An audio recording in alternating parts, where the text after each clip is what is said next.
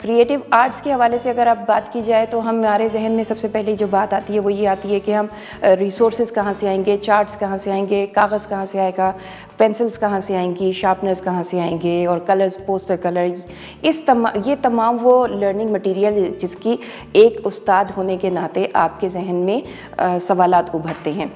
अगर इन रिसोर्सेज को कुछ देर के लिए हम साइड पर कर दें और रिसोर्सेज मटेरियल का अगर हम जिक्र करें और उसके अंदर नो कॉस्ट और लो कॉस्ट की बात करें तो वो हमारे लिए बहुत ज़्यादा अहमियत रखता है, जिसके लिए मैं कुछ आपके साथ शेयरिंग करूँगी। वो पहले हम मकासद का जिक्र कर लेते हैं। मकासद की अगर हम बात करें तो सबसे पहला मकसद ये है कि अपने महदूद वसाइल में रहते हुए बेकार अशिया को इस्तेमाल में लाना और अपने निसाब को बेहतर तरीके से पढ़ाने की तरफ आना। दूसरा मकसद इसका ये है कि कम्युनिटी को, फैमिली को इन्वॉल्व करना और अपने वसाइल को बढ़ाना। तीसरा इसका बड़ा मकसद ये है कि बच्चे की क्रिएटिविटी को बढ़ाना, बच्चे की तख्लीकी सलाहियत को बरूए कार लाना। वालिदैन और कम्युनिटी मौजूद है उसको अपने निसाब का हिस्सा बनाना। और निसाब का हिस्सा किस तरह से लो कॉस्ट नो कॉस्ट में बन सकते हैं कि वालिदैन की मदद से हम रिसोर्सेज जनरेट कर सकते हैं, यानी कि रिसोर्सेज जो हमारे पास कम है, वसाइल कम हैं और तालीमी माहौल में एक्टिविटी बेस्ड लर्निंग की जब हम बात करते हैं तो हमें मसाइल ज़्यादा है और वसाइल की कमी है। उस वसाइल की कमी को वालिदैन की और कम्युनिटी की मदद से हम किस तरह से पूरा कर सकते हैं। अब मैं आपके साथ कुछ मटेरियल शेयर करूंगी, यानी कि वो ज़राए जो मेरे पास मौजूद हैं लो कॉस्ट और नो कॉस्ट इंस्ट्रक्शनल एड्स के हवाले से। असातिज़ा कराम, जो बेकार अशिया या ऐसी अशिया जिनको हम समझते हैं कि हमारे काम में नहीं आ सकती और जिनको हम डिस्कार्ड कर देते हैं, उनकी मदद से पढ़ाई में हमें क्या मदद मिल सकती है वो मैं आपके साथ शेयर करना चाहूँगी। थोड़ी सी कुछ चीज़ें मेरे पास मौजूद हैं, इससे ज़्यादा बेहतर आइडियाज़ आपके पास मौजूद हैं।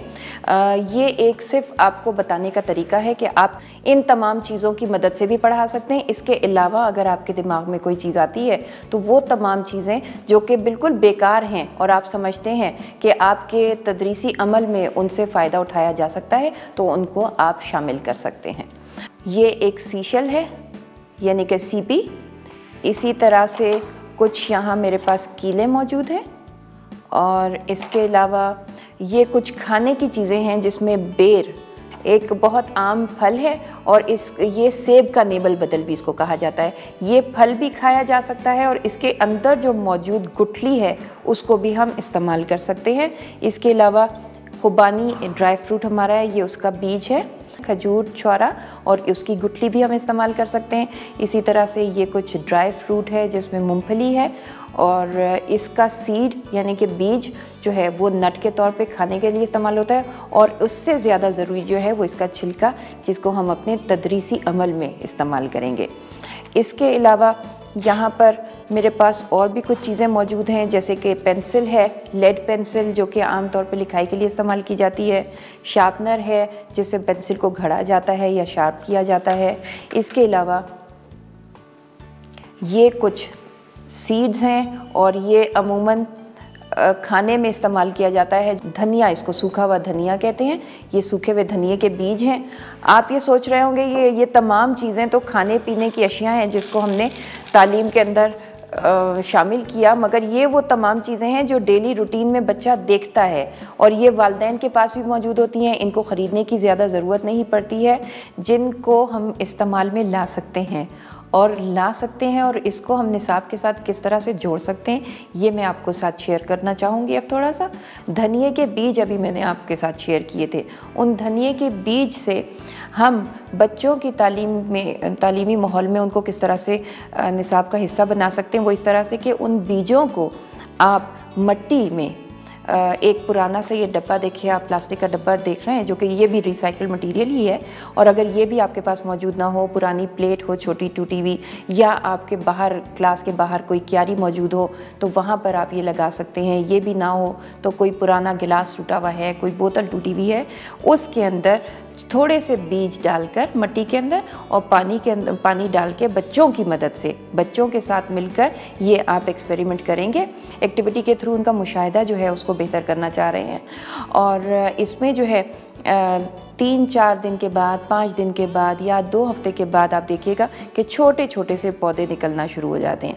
और ये पौधे जो हैं बच्चों के तालीमी अमल का हिस्सा हैं, और वो इस तरह से कि हरा रंग हम उनको बता रहे हैं, पत्ते उनको बता रहे हैं, जड़ हम उनको बता रहे हैं। ये देखिए जड़ भी इसके अंदर मौजूद है और इसके साथ जुड़ी हुई एक स्टेम है, ये भी हम उनको बता रहे हैं। ये वो तमाम एक्टिविटी है जो कि सरगर्मी जो कि हमारे निसाब का भी हिस्सा है, और ये प्रेप में भी बच्चों को बताया जाता है, 1 में भी बताया जाता है। इसके अलावा जैसे जैसे बच्चे की क्लास आगे बढ़ती चली जा रही होती है, बच्चे का जो मुशाहिदा है वो उसको हम बढ़ाते चले जाते हैं थोड़ी थोड़ी सी एक्टिविटी के बाद। ये देखिए, ये अभी आपको मैंने बताया धनिए के बारे में, धनिए से पौधा किस तरह से बनता है और बच्चों को आप किस तरह से पढ़ा सकते हैं। और अब अगली हम एक्टिविटी करेंगे जो कि है पिस्ते के छिलके के साथ। 2 या 3 दिन के बाद, 2 या 3 दिन आप इकट्ठा करवाएंगे पेंसिल का चूरा, और चूरा इकट्ठा करने के बाद उसको एक डब्बे में आप रख लें इकट्ठा करके। और इकट्ठा करने के बाद उस चूरे को सफ़ेद कागज़ के ऊपर या कोई अखबार का पीस ले लें या कोई और पीस कागज़ का टुकड़ा लेकर या गत्ते का टुकड़ा लेकर उसके ऊपर वो गम चिपका के, और अगर ग्लू और गम मौजूद ना हो तो आटे की लई, मैदे की लई भी बनाई जा सकती है। वो लई जो है तमाम कागज़ के ऊपर चिपका दें, और चिपकाने के बाद ये जो बुरादा आपके पास पेंसिल का इकट्ठा हुआ था उसको लगाइए। और लगाने के बाद जो भी हमने आपके साथ शेयर किया था, जो चूरा मौजूद है, वो भी आप इसके ऊपर स्प्रिंकल करते हैं, छिड़काव करते हैं उसका। और उसके बाद इस तमाम चीज़ को आप शीशे के ऊपर लगा देंगे। शीशे के ऊपर लगाने के बाद फ्रेम को अगर आप और मज़ीद खूबसूरत बनाना चाहते हैं और जिद्दत पैदा करना चाहते हैं और बच्चों को आइडिया देना चाहते हैं, तो ये पिस्ते के छिलके जो अभी मैंने आपके साथ शेयर किया था कुछ थोड़ी देर पहले, ये वो पिस्ते के छिलके हैं जिनकी मदद से एक और फ्रेम बना दिया गया उसी के साथ साथ जोड़ के, और इसको भी हमने चिपका दिया है। इसके बाद ग्लिटर से, ग्लू से, या जो भी मीडियम आपके पास मौजूद हो, पोस्टर कलर हैं या कोई और कलर मौजूद है, उसकी मदद से या तारकोल की मदद से भी ये किया जा सकता है, या चौक की मदद से कोई ऐसी चीज़ जिससे इसके ऊपर लिखा जा सके। तो अल्लाह का नाम हमने इसके ऊपर लिखा है। ये एक कहलाती है सॉर्टिंग ट्रे। सॉर्टिंग ट्रे बच्चों का मुशाहिदा इंक्रीज़ करने में बहुत मदद करती है, यानी कि बच्चों का मुशाहिदा बढ़ाने में बहुत मदद करती है। इसके अंदर मुख्तलिफ़ किस्म की अशिया रखी जा सकती हैं। ये एक खेल भी है।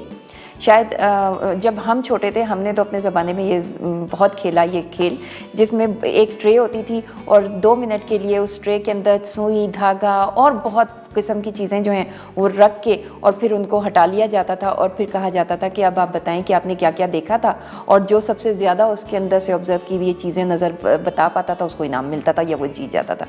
तो इसी तरह से ये सॉर्टिंग ट्रे है जी। इसके अंदर सॉर्टिंग ट्रे के अंदर ये कंचे जो बच्चे अमूमन खेलते हैं वो मौजूद हैं। इसी तरह से कुछ ये पेबल्स हैं, मुख्तलिफ़ किस्म के ये शीशे के टुकड़े हैं जो कि ओवल शेप का भी है, गोल भी है, रंगों में भी अलग हैं। आप बच्चों से मुख्तलिफ़ तरीके से पूछ सकते हैं कि किस रंग के मौजूद हैं, इसके अंदर कितने तरह के हैं, किस शेप के हैं। ये पुरानी जुराब है। पुरानी जुराब की मदद से हमने ये एक छोटा सा पपेट बनाया। पपेट बच्चों को कैरेक्टर्स जो होते हैं वो बहुत ज़्यादा फैसिनेट करते हैं। इसी वजह से ये देखिए, ये इसके ऊपर जो है वो सारा का सारा हमने कलर करके उसका मुंह बनाकर आँखें और आँखों के ऊपर ये ग्लिटर सितारे लगा दिए और एक छोटी सी बो भी इसके ऊपर लगा दी और ये शक्ल दे दी। तो ये ABCD भी पढ़ती है, इसके साथ साथ अलिफ बे भी पढ़ती है और नज़में भी सुनाती है और कहानी भी सुनाती है। एक और चीज़ जो बहुत खूबसूरत मेरे पास मौजूद है वो ये टोकरी है कि देखें, ये आम जो सेबा होता है उसकी मदद से बनाई गई ये एक टोकरी है, ये देखें। और उस टोकरी के ऊपर भी यही थैली जो अभी मैंने आपको पॉलीथीन बैग्स दिखाए उसी की मदद से ये फूल बनाए गए। ये देखें कितना खूबसूरत कासनी रंग है। आप इसके अंदर से रंग भी पढ़ा सकते हैं, इसके अंदर से आप फूल भी बता सकते हैं। ये हल्का कासनी रंग है, ये गहरा कासनी रंग है। इसी तरह से हरे के भी 3 रंग आपको यहाँ नज़र आ रहे हैं। ये ऑलिव ग्रीन है, ये मतलब थोड़ा सा आप इसको जैतूनी रंग भी कह सकते हैं, पिस्ताई रंग या जैतूनी रंग। इसी तरह से ये लाइट ग्रीन कलर है और इसके अलावा बिल्कुल लाइट ग्रीन कलर है। फिर ये इसके अंदर बर्ड्स मौजूद हैं, फ्लावर बर्ड्स यानी जिनको कलियां कहते हैं। ये देखें ये कलियां हैं। ये बटन पुराने लगा के इसके लूप्स बना के और इसको टोकरी को बंद करने के लिए मदद कर सकते हैं ये। और इसके साथ साथ जुड़ी हुई एक और चीज़ भी आपको ये नज़र आ रही होगी, छोटे छोटे से सितारे इसके अंदर लगे हुए हैं। ये देखिए हर बच्चे को वो चीज़ फैसिनेट करती है जिसके अंदर कलर हो, जिसके अंदर अट्रैक्शन हो। तो हमने अपनी पढ़ाई के दौरान इन तमाम चीज़ों को इसलिए इस्तेमाल करना है कि बच्चे के तदरीसी अमल को बेहतरीन बनाना है और बहुत ज़्यादा क्रिएटिव बनाना है, बहुत ज़्यादा रंगीन बनाना है। और जब हम रंगीन किसी चीज़ को कर देते हैं, बहुत ज़्यादा आई कैचिंग हो जाती है, तो बच्चे भी उससे फैसिनेट होते हैं, उसके साथ साथ टीचर्स भी होते हैं, वालिदैन भी इससे बहुत ज़्यादा जो है वो ये समझते हैं कि हमारे बच्चे को बहुत ज़्यादा इम्पोर्टेंस दी जा रही है, उसके बच्चे की अहमियत के साथ साथ उसको जो तालीम दी जा रही है वो बहुत ज़्यादा इफ़ेक्टिव है और क्वालिटी की तरफ हम जाते हैं।